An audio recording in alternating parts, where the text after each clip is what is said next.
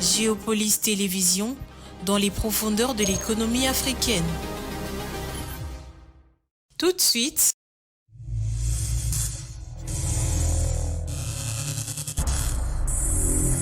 le journal.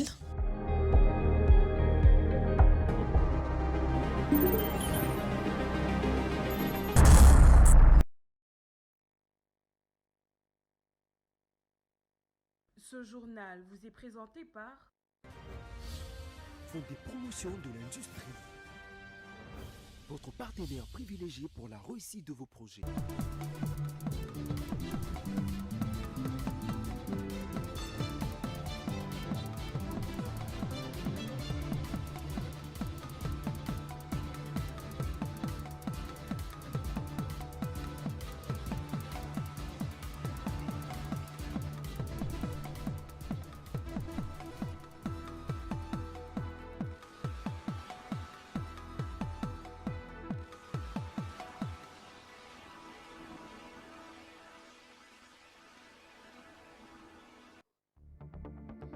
Au sommaire de ce journal, un culte écuménique a été célébré ce samedi 17 mai à Kinshasa en hommage aux soldats congolais tombés et ceux qui sont toujours au service. Et au Nigeria, les réformes pétrolières du président Bola Tinubu commencent à porter les fruits suite au regain d'intérêt des investisseurs.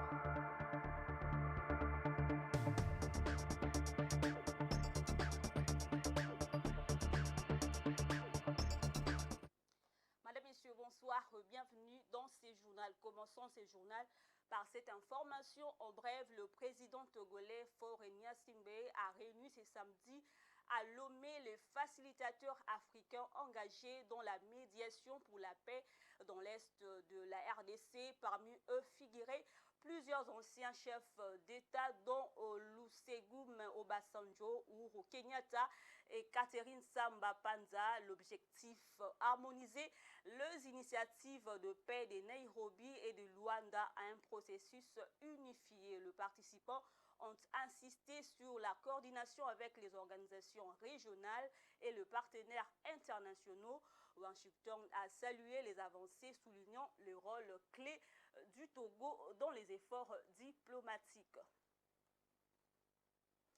Et puis, un culte œcuménique a été célébré ce samedi 17 mai à Kinshasa en hommage aux soldats congolais tombés au champ d'honneur et ceux qui sont toujours au service, tenus au mémorial du soldat congolais au rond-point Forescom Gombe. Il a réuni les vice-premiers ministres de la Défense Guy Kabombo Mwanzavita et le chef d'état-major général de FARDC, le lieutenant général Jules Banza, Domomato pour les commentaires.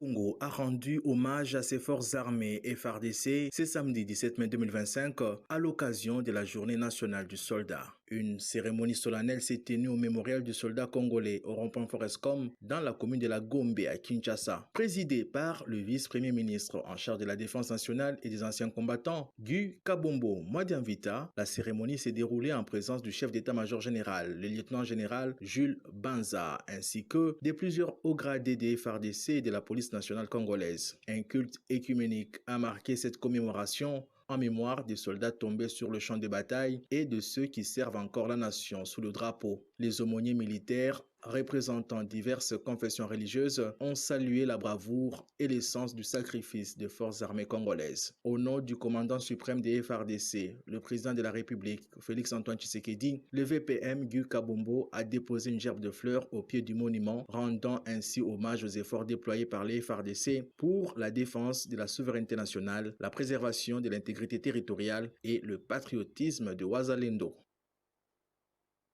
Et quels sont les défis de l'armée congolaise dans la matérialisation de sa volonté de puissance au cœur de la sous-région? Tentative de réponse avec José Junior Owawa.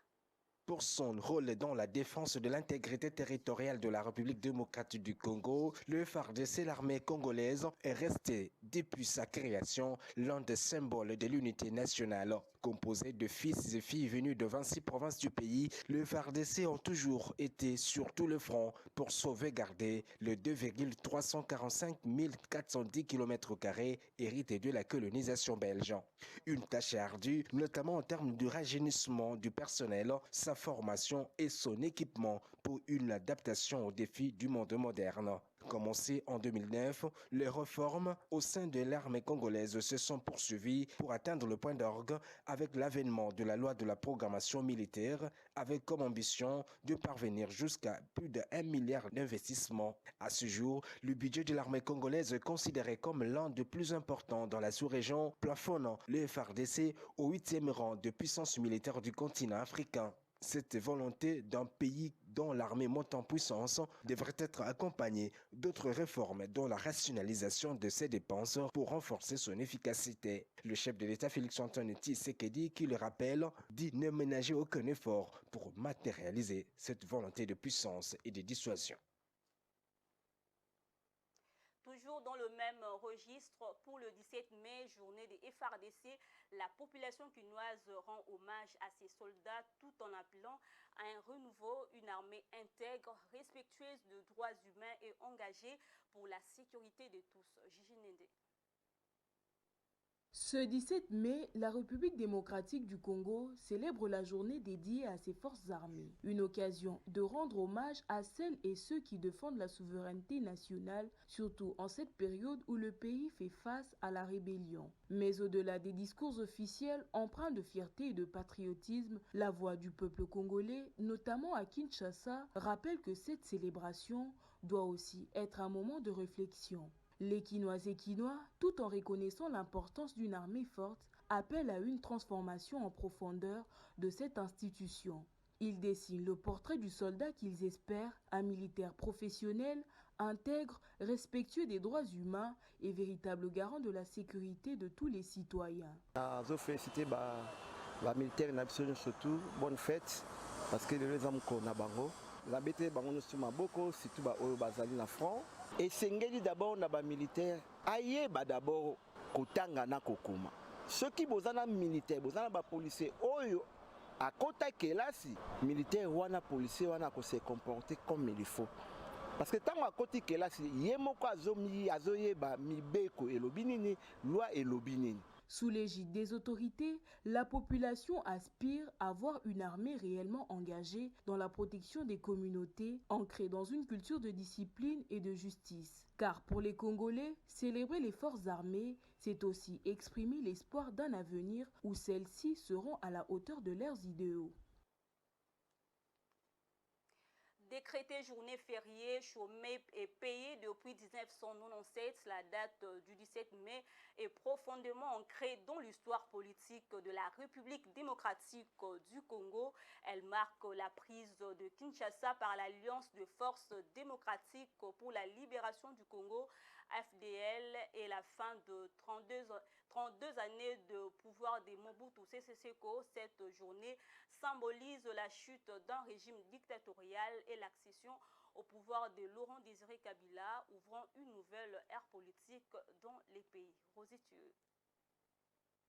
Chaque année, la République démocratique du Congo se remémore la date du 17 mai 1997 qui a profondément marqué son histoire contemporaine. Ces jours-là, les troupes de Laurent Désiré Kabila, regroupées au sein de l'AFDLR, faisaient leur entrée triomphale dans la capitale, Kinshasa, mettant fin à l'un des régimes les plus longs et controversés de l'Afrique post-coloniale des Mobutu Sese Seko. Les régimes mobutistes, en place depuis 1965, avaient fini par s'effondrer sous les poids de la crise économique, de la corruption et d'un autoritarisme généralisé. Profitant d'un contexte régional explosif, l'AFDEL, soutenu par les puissances voisines comme le Rwanda et l'Ouganda, lança une offensive militaire qui traversa le pays de l'est vers l'ouest en quelques mois. Le 17 mai 1997, c'est donc la victoire militaire de l'AFDEL, mais aussi l'espoir d'un renouveau pour le peuple congolais. Laurent Désiré Kabila, qui deviendra chef d'État, incarna pendant un temps la promesse d'un changement profond. Aujourd'hui, en République démocratique du Congo, le 17 mai est célébré comme une journée de libération. Toutefois, au-delà de la commémoration officielle, cette date doit inviter à une réflexion plus profonde sur le parcours politique du pays. Car si le départ des Mobutu a marqué la fin d'une ère, il n'a pas nécessairement inauguré celle de la stabilité stabilité et de la démocratie tant attendue. Plus de 2 décennies après, les défis restent nombreux. Gouvernance, sécurité, justice sociale et respect des droits humains. C'est pourquoi cette journée ne devrait pas seulement être fêtée, mais servir des miroirs et des repères pour mesurer les chemins parcourus et celui qui reste à tracer. Ces souvenirs du 17 mai, c'est aussi reconnaître la nécessité d'un Congo véritablement libre, juste et équitable.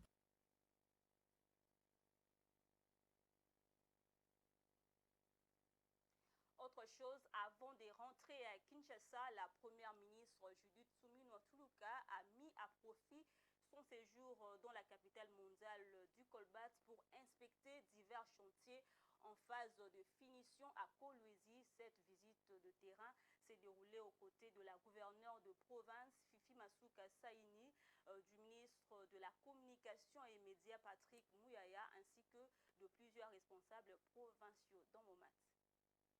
Province du Lualaba, la première ministre Judith Suminwa a effectué avant son retour à Kinshasa une série de visites sur plusieurs sites d'infrastructures en cours d'achèvement à Kolwezi. Parmi les étapes de cette tournée figure le nouveau bâtiment administratif qui doit prochainement accueillir les services provinciaux ainsi que le nouvel hôtel du gouvernorat construit en 18 mois à proximité de l'ancien. L'hôpital de référence Mwangeji a également été inspecté. Cette structure médicale récemment bâtie vise à renforcer la prise en charge sanitaire dans la région.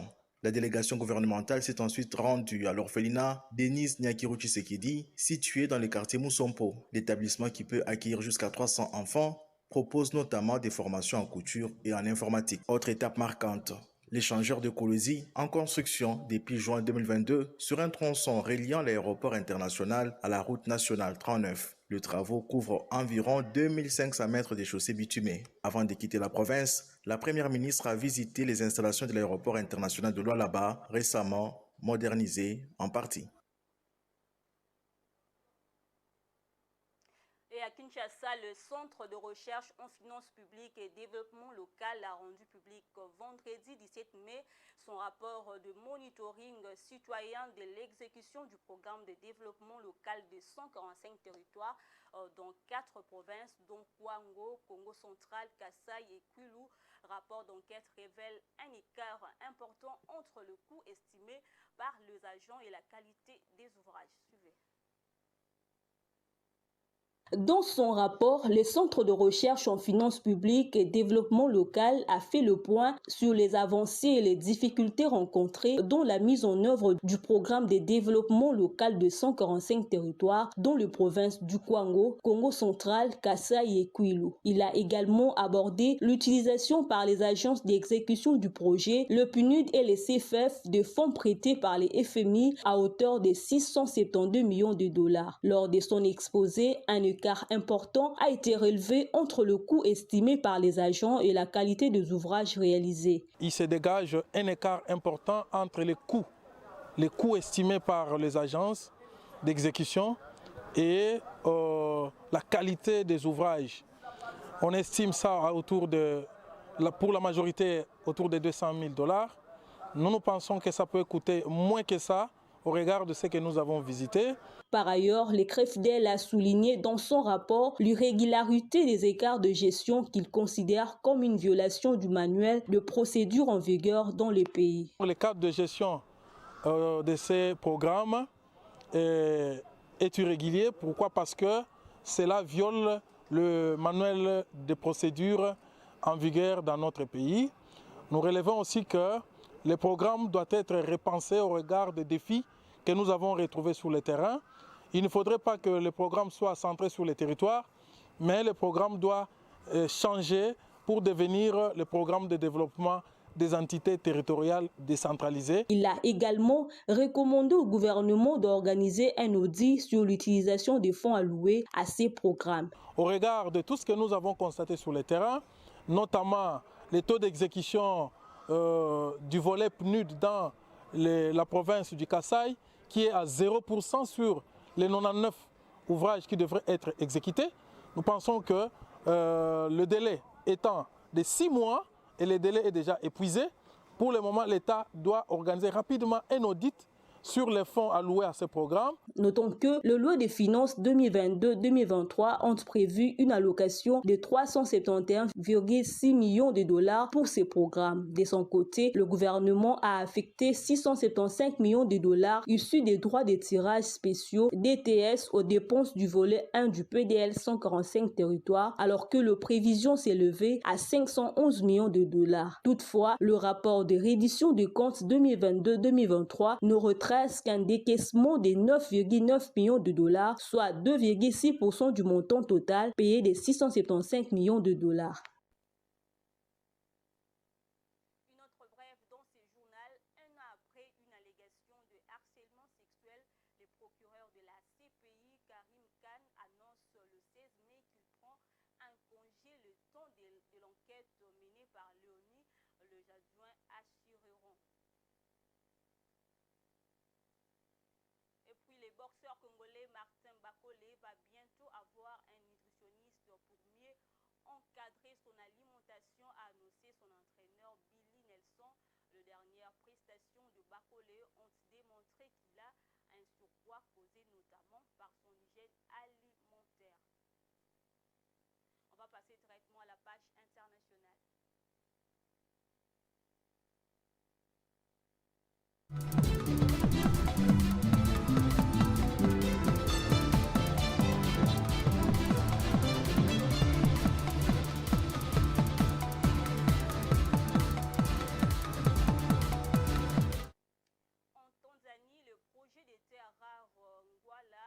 Livré annuellement 37 200 tonnes de concentré de terres rares sur plus de 20 ans.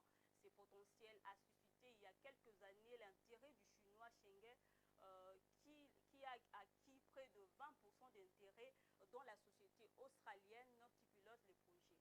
Blaise Kuzola. Son arrivée à la tête du Nigeria en mai 2023, le président Bola Tinubu a placé la réforme du secteur énergétique au cœur de sa stratégie économique. Il a mis en place un bureau présidentiel dédié à l'énergie et engagé l'opérationnalisation du Petroleum Industry Act, un texte longuement entendu mais jusque-là mal appliqué. L'une des mesures phares a été la suppression des subventions à l'essence qui absorbait une part importante du budget de l'État au détriment des investissements productifs. Ces réformes étaient d'autant plus urgentes que le secteur pétrolier nigérian sortait de 8 années de stagnation sous la présidence de Muhammadu Buhari. Bien qu'il ait hérité d'un secteur affaibli, notamment par la chute de cours du brut entre 2014 et 2016, son incapacité à engager les réformes profondes réclamées de longue date a aggravé les fragilités existantes. Les appels des acteurs du secteur à appliquer rapidement le Petroleum Industry Act, pourtant promulgués dès 2021, sont restés sans réponse. Cette reprise en main commence à produire des effets concrets. En 2024, le Nigeria, qui n'a pas organisé des cycles d'octroi des licences d'exploration depuis 2007, a concentré à lui seul 3 des 4 décisions finales d'investissement enregistrées sur l'ensemble du continent africain dans les secteurs pétroliers, d'après les cabinets Wood Mackenzie. Un autre exemple est le développement du champ gazier d'Oubeta, découvert en 1965 mais jamais exploité. Total Energy et la NNPC ont décidé d'y investir 500 millions de dollars. Selon la conseillère spéciale à l'énergie du président Tinubu, Olu Vereyen, ce sont plus de 8 milliards de dollars qui ont été engagés en moins d'un an dans le projet lié au pétrole et au gaz en offshore. Cette relance repose sur 3 directives présidentielles adoptées en février 2024 qui ont revu le cadre fiscal applicable aux projets pétroliers et gaziers, notamment en eau profonde.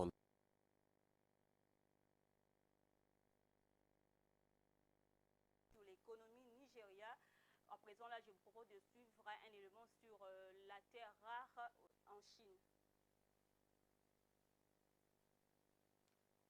La Chine a représenté 69% de la production mondiale de terres rares. Cette domination est un atout commercial et géopolitique pour Pékin dans sa rivalité avec les États-Unis notamment. Le 4 avril dernier, le gouvernement chinois a par exemple imposé des restrictions à l'exportation sur 7 éléments des terres rares en réponse à l'augmentation du droit de douane du président américain Donald Trump visant l'empire du millier. En parallèle, l'acquisition de projets étrangers comme Gwalia permet à la Chine de contrôler aussi une partie des autres sources d'approvisionnement. L'Afrique, qui abrite d'importants gisements en Afrique du Sud, en Namibie, en Angola et en Ouganda, s'impose comme une zone stratégique dans cette offensive. Dans cette optique, des entreprises chinoises pourraient davantage s'intéresser aux projets africains de terres rares, ce qui peut renforcer la concurrence entre puissances autour de ces gisements. Sur le continent, les États-Unis et l'Union européenne ont multiplié les initiatives pour sécuriser leur chaîne d'approvisionnement en minerais critiques, notamment via les partenariats bilatéraux ou des soutiens à des projets portés par des compagnies occidentales. Reste aux États africains de s'assurer que cette compétition internationale se traduise par des retombées concrètes en matière de valeur ajoutée locale, d'emploi et de souveraineté minière.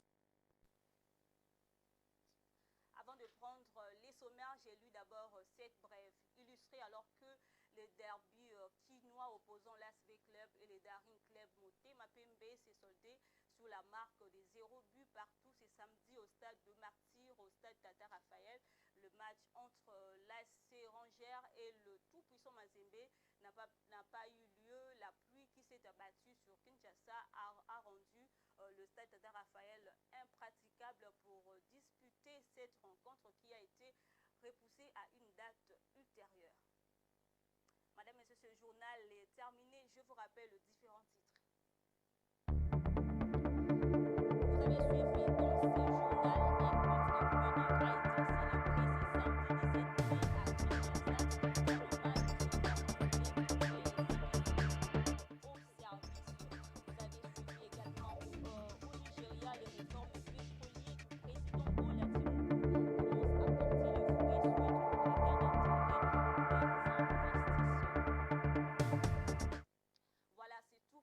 Madame, Messieurs, merci à vous de l'avoir suivi. Au revoir.